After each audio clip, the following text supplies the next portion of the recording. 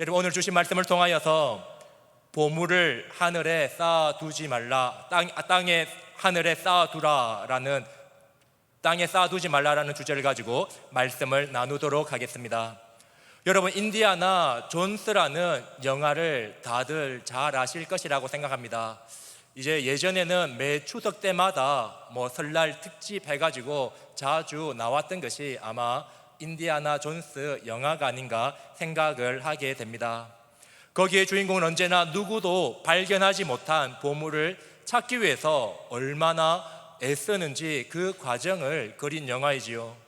이 영화가 재미있는 이유는 꽁꽁 숨겨져 있는 이 보물을 과연 찾을 수 있을까, 어떻게 찾는가라는 그 과정을 보는 것입니다. 그런데 주인공이 보물을 한 번에 쉽게 찾는 경우는요, 절대로 없습니다. 주인공이 보물을 딱 힘들게 딱 찾았다 하면 악당이 뒤에 나타나서 뭐라고 합니까? 손들어 라고 하면서 그 보물을 다시 빼앗아 갑니다. 그러면서 이제 악당과 주인공 간의 사투가 벌어지게 되고 여러 가지 에피소드가 일어나면서 우리에게 큰 재미를 주기도 합니다. 여러분, 이 악당과 주인공이 왜 목숨도 아끼지 않고 이 보물을 차지하기 위해서 노력하는 것일까요? 그것은 보물의 가치가 너무나도 귀하기 때문입니다. 여러분, 예전에 만화책 중에, 일간지 중에 보물섬이라는 만화책을 보신 적이 있으십니까? 매주마다 나오는 매거진이었는데 얼마나 재밌게 저도 봤는지 모릅니다. 여러분, 어린아이부터 중고등학생까지 다음 편을 손꼽아 기다립니다. 그래서 그 다음 편이 나오면 모든 학생들이요, 마치 보물을 열어보듯이 그 만화책을 열어보던 그러한 시대가 있었습니다. 여러분, 보물섬이라는 이름을 정말 잘 지은 듯 합니다. 여러분, 이렇듯 보물은요, 우리를 기분 좋게 하는 것입니다. 보물이라고 하면 우리는 다른 사람에게 주기보다는 자신이 가지고 싶은 마음이 더 강한 것입니다. 혹시 여기 보물이 있는데 자신이 가지지 않고 다른 사람에게 양보하거나 나누어 주실 분이 계십니까? 여러분, 다들 눈치만 보고 계시죠? 왜냐하면 너무나도 보물이라는 것이 우리의 마음을 사기 때문입니다. 그렇다면 여러분, 우리가 너무나도 좋아하는 이 보물을요, 과연 하나님께서는, 과연 오늘 말씀은 우리에게 무엇이라고 말씀하는지 우리가 살펴보기를 원합니다. 여러분, 오늘 본문 19절에 보시면 너희를 위하여 보물을 땅에 쌓아두지 말라. 거기는 좀과 동록이 해하며 도둑이 구멍을 뚫고 도둑질한다 라고 우리에게 말씀합니다. 여러분, 이 말씀을 듣는 순간 여러분 기분이 조금 어떠십니까? 기분이 이 말씀 듣고 좋아지시는 분 혹시 계십니까? 아니면 이 말씀을 듣고 나니까 기분이 조금 찜찜하다라는 그러한 분이 있지는 않습니까? 읽고 기분이 좋아지는 사람이 있는 반면에 기분이 팍 상하는 그러한 사람이 있을 수도 있는 민감한 내용의 본문이라고 할 수가 있습니다. 특별히 물질 만능의 시대에 물질이란 참으로 우리 모든 자들에게 민감한 것이지요. 우리가 마치 오늘 본문을요, 국어책 읽듯이 아무런 감정 없이 그냥 읽으면은 그것이 그냥 아무런 감동이, 아무런 느낌이 오지 않지만 이것을 정말 참찬히 묵상해보고 이것을 감정을 실어서 읽다 보면 이 말씀이요, 얼마나 현실적으로 민감한 내용인지 우리는 알 수 있는 성경의 내용이라고 할 수가 있습니다. 여러분, 이 말씀을 읽고 정말 기분이 좋은 사람이 있을까요? 정말 이 말씀 읽고 나는 정말 신난다, 이 말씀 보니까 너무 기분이 좋아 라고 하는 사람이 있겠습니까? 정말 이런 사람은 만약에 기분 좋은 사람이라면 어떤 사람일까요? 믿음이 좋은 사람일까요? 아니면 하늘나라만 소망하며 살아가는 사람이겠습니까? 저는 그렇다고 생각하지 않습니다. 오늘 이 말씀을 듣고 기분 좋을 수 있는 딱 한 사람이 있다면 그 사람은요, 자신의 수중에 보물이 없는 사람이야말로 이 말씀을 듣고 기분이 좋은 사람이 아닐까. 그렇지 않는 사람은요, 이 말씀을 듣고 조금 찜찜하고 약간 아쉬운 그러한 말씀일 수밖에 없는 것이죠. 진짜 보물이 있는 사람이 이 말씀을 듣게 된다면 어쩌면 기분이 상할지도 모르겠습니다. 왜 그렇습니까? 우리는 보물이 생기면 챙겨두고 싶은 마음이 있습니다. 아무도 모르는 곳에 감추어두고 살짝 열어보고 나만 기분이 좋아지고 싶은 그러한 우리의 속마음이요, 누구에게나 다 있기 때문입니다. 그런데 오늘의 본문은요, 우리의 바램과는 전혀 다른 말을 우리에게 하고 있다는 것을 볼 수가 있습니다. 예수님이 우리에게 어떤 큰 혁명을 요구하는 것이 아닙니다. 예수님께서는요, 단지 세상을 바라보는 시각을 달리하라라고 오늘 우리에게 말씀하고 있는 것입니다. 세상의 눈으로 바라보는 것이 아니라 세상을 믿음의 눈으로 바라볼 것을 강력하게 우리에게 오늘 메시지는 요청하고 있는 것입니다. 그래서 오늘 이 시간에는요, 오늘 주신 본문을 통하여서 믿음의 눈으로 세상을 바라보는 것이 어떤 것인지 알아보는 그러한 시간이 되기를 소망합니다. 여러분, 첫째로 세상을 바라보는 믿음의 눈의 첫 번째는요, 세상의 것은 언젠가는 낡아진다라는 사실입니다. 몇 년 전에 이모네와 가족 휴가를 다녀온 적이 있습니다. 저희 어머니와 이모네 가족이 해변에 놀러를 갔는데 이제 모든 사람들이 래시가드, 요즘에 다 래시가드 있지 않습니까? 래시가드와 비치타올은 꼭 챙겨라 라고 그렇게 이야기를 했습니다. 그런데 이제 저희 집에 이제 비치타올이 없는 것입니다.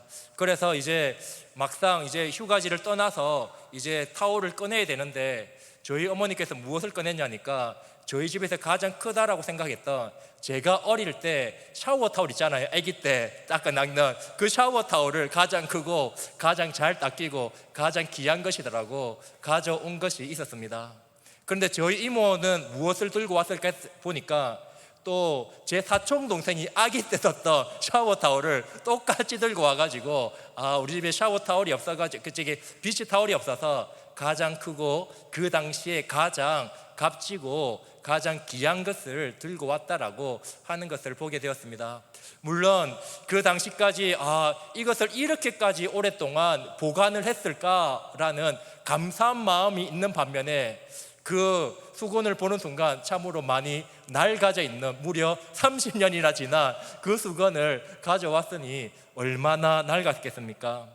저희 어머니와 이모는요, 그 당시에 아기에게 준다라고 가장 좋은 것, 가장 비싼 것, 누구에게나 자랑할 만한 그러한 수건을 샀겠지만 오랜 시간이 지나자 그 수건도 많이 바래고 낡아져 있는 것을 보게 되었습니다.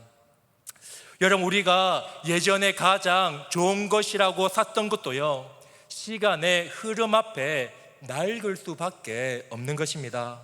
여러분, 이것은 우리의 삶에 모두 적용이 됩니다. 우리가 가지고 있는 것 중에 낡지 않는 것이 있습니까? 물질뿐만 아니라 어쩌면 지금 우리가 추진하고 있는 모든 생각들과 계획들도요, 언젠가는 낡아지는 것입니다. 우리들이 거기에 얼마나 공을 들였는지, 우리가 그것을 얼마나 아끼는지, 얼마나 그것이 가치가 있는지는요, 전혀 상관이 없습니다. 이 땅의 모든 것은요, 언젠가는 낡아지고 사라질 것들 밖에 없다라는 것입니다. 여러분, 오늘 본문의 19절 말씀을요, 세번역 성경에 보면요, 이렇게 나옵니다. 너희는 자기를 위하여 보물을 땅에다가 쌓아두지 말아라. 땅에는 좀이 먹고 녹이 쓸어 망가지며 도둑들이 뚫고 들어가서 훔쳐간다라고 그렇게 말합니다. 땅에서는 좀이 먹고 녹이 쓸어 망가진다라는 것입니다. 결국에는 우리가 아끼는 가구들이나 내가 가지고 있는 좋은 자동차나 내가 살고 있는 아주 좋은 집이라고 할지라도 아주 먼 훗날에는요 점점 낡아진다라는 것입니다. 여러분, 우리가 차를 제일 처음 살 때 그 차를 살 때 기분이 얼마나 좋습니까? 절대로 이 차는 내가 자동 세차에는 넣지 않겠다라고 할 만큼 손세차를 빡빡 하게 되는 것을 보게 됩니다. 그러나 그 차도요 20년이 지나고 30년이 지나면요 그 차가 어디로 갑니까? 폐차장으로 언젠가는 그 차도 가게 되는 것입니다. 이러한 사실이 우리에게 보여주는 분명한 한 가지는 우리가 가진 모든 것들은요 점점 쓰레기통에 가게 될 것이라는 사실입니다.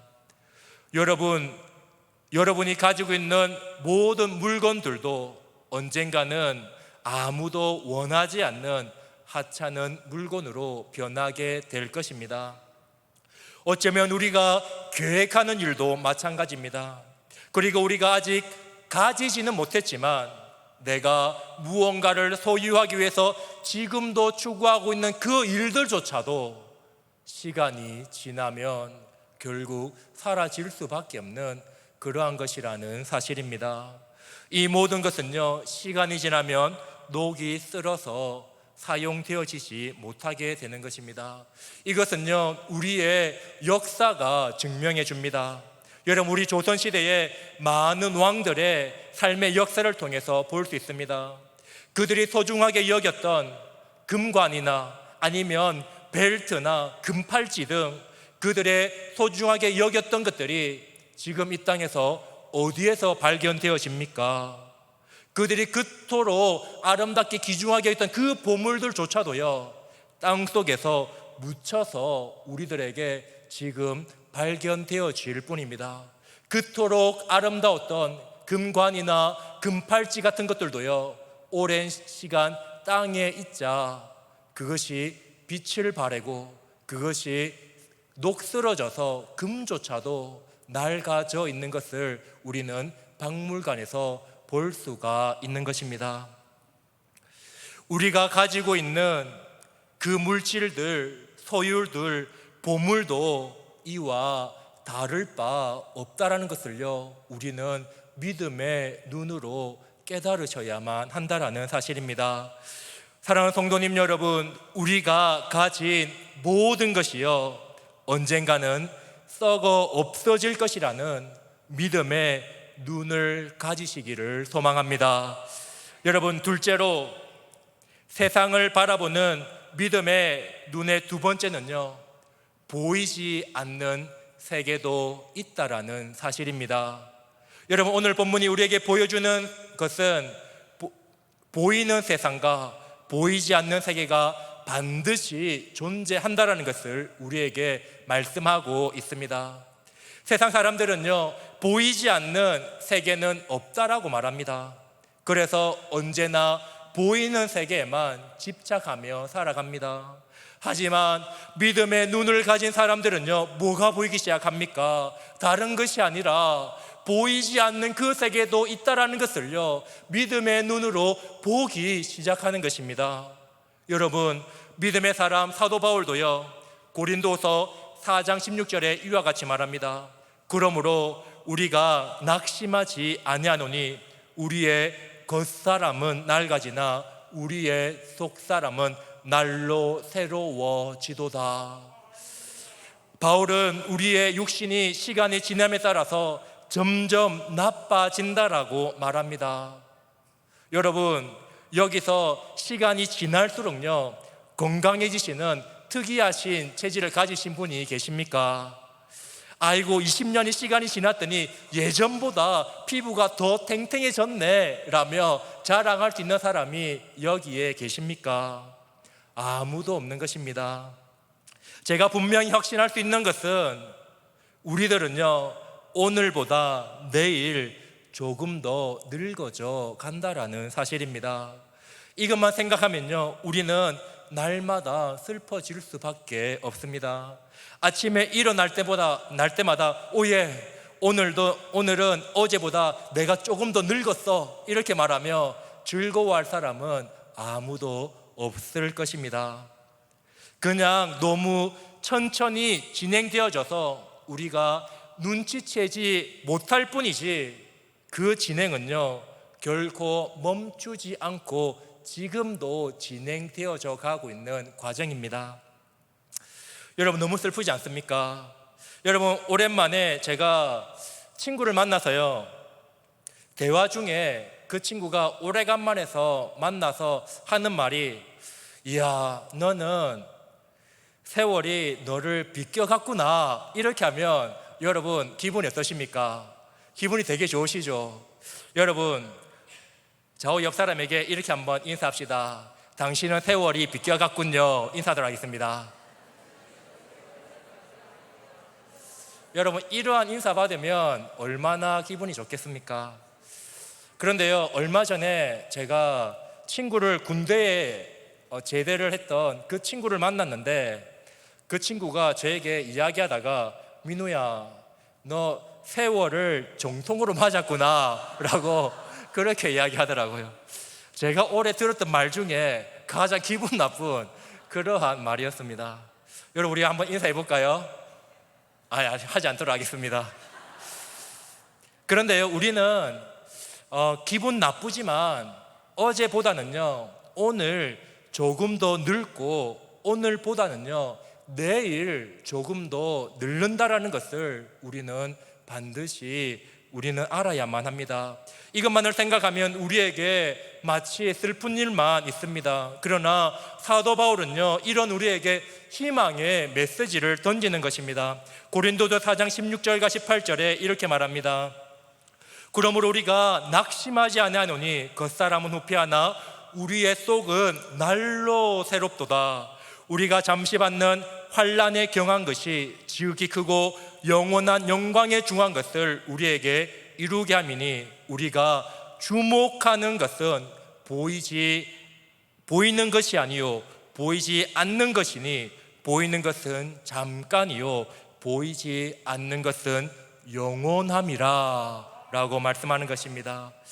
네, 지금 여러분의 주위를 둘러보시기 바랍니다. 여러분이 차고 있는 시계나 입고 있는 셔츠나 반지나 신발 등 모든 것은요 우리에게 지금 이 시간에도 파괴되어져 가는 과정 중에 있습니다. 눈에 보이는 모든 것은 일시적일 수밖에 없는 것이고 사라질 수밖에 없는 것이지요. 잠시 동안 존재하지만 곧 사라집니다. 모든 것이 그런 것입니다. 하지만 희소식이 있습니다. 보이지 않는 것은 영원하다라는 사실입니다. 그런 것들은 일시적인 것이 아니라는 사실입니다. 그런 것은 어딘가 특정한 장소에만 존재하는 것이 아니라는 것입니다. 여러분, 시편 49편 16절을요 쉬운 성경은 우리에게 보다 쉽게 이렇게 설명해 줍니다. 어떤 사람이 부자가 된다고 하여 두려워하지 마십시오.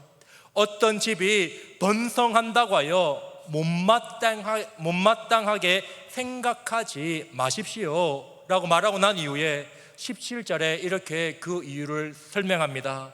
그것은 사람은 죽을 때에 자기의 소유를 가져가지 못하고 그가 쌓은 영광이 그 사람을 따라가지 못하기 때문입니다 라고 그렇게 말씀은 우리에게 설명합니다. 여러분, 그렇습니다. 이것이 이 땅의 것들이 우리에게 가져다 줄 수 있는 영광이나 명예의 한계를 우리에게 보여주는 것입니다. 물론 이러한 것은요 우리를 어떤 위치에 어느 정도는 이르게 할 수가 있습니다. 이것들이 어떤 일을 어쩌면 더 가능하게 할지도 모릅니다. 또 어떤 영광에 이르게 할 수도 있습니다. 하지만 오늘의 주의 말씀은 우리에게 말하는 것이 무엇입니까? 그러한 것들은 영원할 때에, 영원한 내세에는 우리에게 아무런 소용이 없다라는 것입니다. 우리의 영원한 삶에는 그러한 것들은 필요가 없다라는 사실입니다. 여러분, 우리가 천국에 들어갔을 때에 하나님이 다음과 같이 말씀하지 않을 것입니다. 야, 너 세상에 살아갈 때에 벤치를 몰고 다녔구나. 너 세상에 살아갈 때에 50평 60평의 큰 집에 사는 참으로 귀한 사람이었구나. 너 잠시 이리 와봐. 우리 천국의 귀한 사람인 이 베드로 내가 한번 소개시켜 줄게. 베드로야, 이 사람은 세상에 살아갈 때에 참으로 귀하게 살았던 그러한 사람이야 라고 주님께서는요, 그렇게 그 사람을 절대로 소개하지 않을 것입니다. 마지막에 우리가 죽을 때 가졌던 것들 때문에 우리들의 영광이 절대로 높아지지 않는다라는 사실입니다. 그런 물건들은 하나님의 나라에 가지 못하는 것들이고, 그러한 것들은 이 땅에서만 잠시 일시적인 영광에 불과할 뿐이라는 사실을 우리는 반드시 알고 있어야만 하는 사실입니다. 여러분, 잠언 23장 4절에는요 이와 같이 말합니다. 부자가 되기에 애쓰지 말고 내 사사로운 지혜를 버릴지어다. 그러면서 5절에 이렇게 다시 말합니다. 내가 어찌 허무한 것에 주목하겠느냐. 정령이 재물은 스스로 날개를 내어 하늘을 나는 독수리처럼 날아가리라. 만일 여러분이 재산을 많이 만들려고 열심히 애쓴다면 여러분 어떤 결과를 가져오겠습니까? 그 재산을 얻은 후에 참된 만족을 누리는 사람이 있겠습니까? 10억이 생긴다면 만족하시겠습니까? 10억이 생긴다면 20억을 향해서 우리는 달려가지 않겠습니까? 20억이 생긴다면 우리는 만족하겠습니까? 20억이 생기면요 40억을 향해서 우리는 더 큰 욕심을 내게 되는 것입니다. 40억은 60억을 낳고 우리는 만족하는 삶을 정녕 살아갈 수가 없는 것이죠. 사람들은 언제나 돈을 따라다닙니다. 왜냐하면 그 액수에 도달하면 더 많은 액수를 우리는 욕심내는 연약한 존재이기 때문입니다. 여러분, 하지만 하나님의 말씀은 분명하게 우리에게 말씀합니다.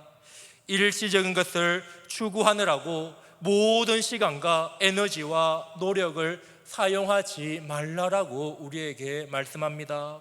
그것은 결국 쓰레기로 변해버릴 것이고 내 새로는 가져가지 못할 것이다라고 우리에게 말씀하고 있는 것입니다. 세상 사람들은요 우리를 어쩌면 물질로 평가하려고 노력할지 모릅니다. 우리가 몰고 다니는 자동차가 우리를 평가할지 모릅니다. 내가 사는 집을요 나를 평가할지도 모릅니다. 우리가 하는 일이나 우리의 교육 수준 등이 어쩌면 사람들의 평가의 기준이 되기도 합니다. 그래서 다른 사람들이 우리들을 바라보는 시선을 우리는 더 좋게 하기 위해서 우리는 우리들이 더 많은 것을 더 가지려고 더 노력하고 있지는 않으십니까? 그리고 우리들이 이러한 가진 것들을 사용하기 시작하여 모든 일이 잘 되고 있고 모든 것이 멋지고 모든 일을 비교하면서 스스로 성공적인 인생이다라고 우리는 만족하며 살아갈지도 모릅니다. 그러나 이러한 모든 과정 가운데 우리가 잃는 것이 있다면 그것은 우리는 진리를 놓치고 있다라는 사실을 우리는 반드시 깨달으시기를 바랍니다. 여러분, 오늘 본문 16장 19절과 20절은 이렇게 말합니다. 너희를 위하여 보물을 땅에 쌓아두지 말라. 거기에는 좀과 동록이 하며 도적이 구멍을 뚫고 도둑질하느니라. 오직 너희를 위하여 보물을 하늘에 쌓아두라. 보물을 하늘에 쌓아두라 라고 말씀하고 있습니다. 그렇습니다. 여러분, 오늘 말씀을 보시면 보물이 문제가 아닙니다. 보물을 좋아하는 그 마음도 문제가 아닙니다. 왜냐하면 하나님께서는요, 우리들에게도 보물을 쌓아두라라고 동일하게 말씀하고 있기 때문입니다. 사물을 바라보는 두 가지 방법이 있습니다. 이 땅에서 물건이나 보물을 이 땅에 쌓아두는 시각입니다. 또 다른 시각이 있습니다. 보물을 쌓아두는 것은 앞의 시각과 같지만 다른 점은 우리가 그 보물을 하늘에 쌓아둔다라는 사실입니다. 그렇다면 여러분, 하늘에 보물을 쌓아둔다라는 것은 우리에게 어떤 의미가 있습니까? 그리고 우리가 하늘에 보물을 쌓기 위해서 우리는 무엇을 해야만 합니까? 예수님께서는요, 우리에게 분명하게 어떻게 하늘에 쌓아두는지 그 방법을 분명하게 우리에게 말씀하고 있음을 볼 수가 있습니다. 누가복음 12장 33절과 34절의 말씀입니다. 너희 소유를 팔아 구제하여 낡아지지 않은 배낭을 만들라. 곧 하늘에 둔 바 다함이 없는 보물이니 거기는 도둑도 가까이 하는 일이 없고 좀도 먹는 일이 없느니라. 너희 보물이 있는 곳에 너희 마음도 있느니라. 하나님께서 우리에게 물질을 주신 것은 그 물질을 사용함으로 자신의 영광만을 위해서 살지 말고 세상의 많은 사람들에게 유익을 주기 위함임을 말씀하는 것입니다. 오늘 말씀은 너희가 쓰기에 필요 이상의 분량을 빠졌다면 우리에게 그 분량을 버리라 라고 말하고 있지 않다는 사실을 우리는 분명히 보아야만 합니다. 우리가 단지 가지고 있는 이 소유를 팔라라고 오늘 말씀은 우리에게 말씀하고 있는 것입니다. 무엇을 위해서입니까? 바로 구제하기 위해서입니다.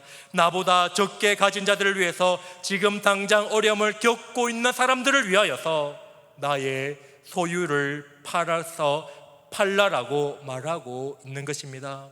이것이 바로 하늘에 내가 가지고 있는 보물을 쌓아두는 방법인 것입니다.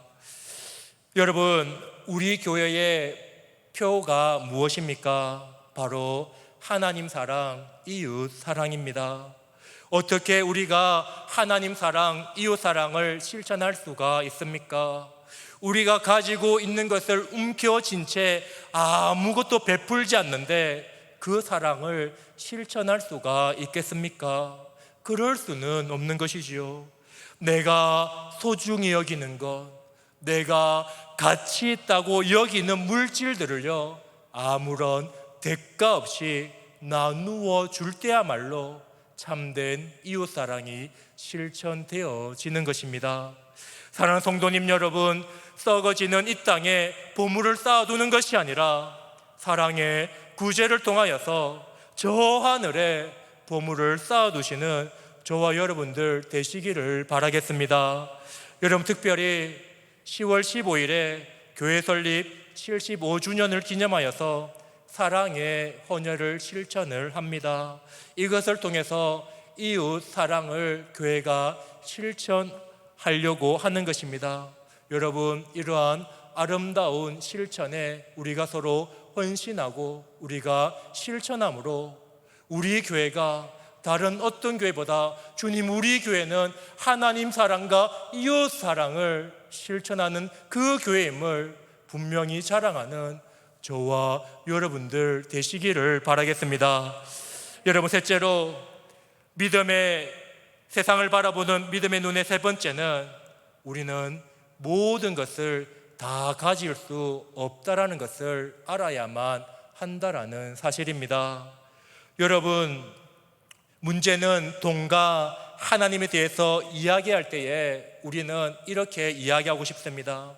주님, 알겠습니다. 구제하겠습니다. 하지만 내가 이 두 가지를 다 좋아하면 안 되겠습니까?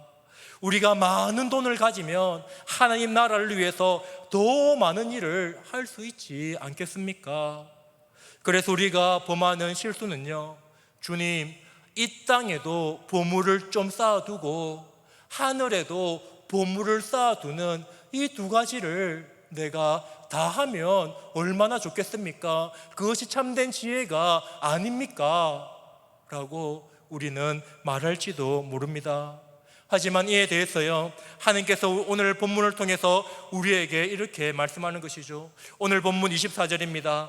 한 사람이 두 주인을 섬기지 못할 것이니 혹 이를 미워하며 저를 사랑하거나 혹 이를 중히 여기며 저를 경히 여김이라. 너희가 하나님과 재물을 겸하여 섬기지 못하느니라.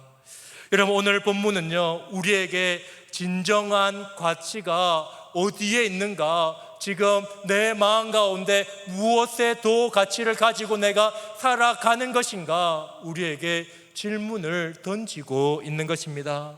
우리의 진짜 마음에 어떤 생각이 가지고 있습니까? 우리의 마음이 있는 곳에 우리의 애정이 솟아나는 것입니다. 그리고 여러분의 애정이 있는 곳에 그 가치관대로 우리는 세상을 살아가게 되는 것입니다. 그래서 우리가 온 마음을 다해 두 주인을 섬기려고 하는 것은 아닌지 우리의 마음을 날마다 의심해 보아야만 하는 것입니다. 여러분이 돈도 많고 근사한 것을 많이 가지고 있다고 여러분이 잘못한 것이 아닙니다. 여러분이 좋은 차를 가진 것이 잘못이 아닙니다. 여러분이 좋은 집을 가진 것이 잘못이 아닙니다. 그러한 것에 대해서 우리는 날마다 하나님께 감사하며 살아야 되겠지요. 하지만 우리의 마음의 방향과 내 마음의 감동이 영원한 것에 있기보다 일시적인 것, 내가 가지고 있는 세상적인 것에만 우리가 얽매여 살아간다면 그것이 문제라는 것입니다. 우리가 살아가면서 왜 주님께 귀를 기울이지 못하고 살아갈까요? 우리가 왜 주님을 잘 따르지 못하고 우리가 주님의 말씀에 왜 그렇게 순종하지 못하고 살아갈까요? 우리가 왜 주님만을 붙들지 못하고 그렇게 살아갈까요? 그 대답은요, 어쩌면 이 질문에 있을지도 모르겠습니다. 내 마음에 보물이 어디에 있는가? 내 마음은 지금 어디로 향하고 있는가? 내 감정은 지금 어디에 있는가? 내 마음의 그 사랑은 어디로 달려가고 있는가? 사랑하는 성도님 여러분, 오늘의 말씀은요, 우리의 삶의 가치가 내가 어디에 두고 살아가고 있는가를 묻고 있는 것입니다. 내가 이 땅을 소망하며 살아가고 있는가? 내가 이 땅에 썩어지고 없어지고 젖먹고 그러한 것을 위해서 살아가는가? 아니면 아무것도 해할 수 없는 저 천국을 소망하며 저 천국에 내가 보물을 쌓기 위해서 살아가고 있는가? 나는 어떤 가치 속에 살아가고 있는가? 라는 것을 우리에게 던지고 있는 것입니다.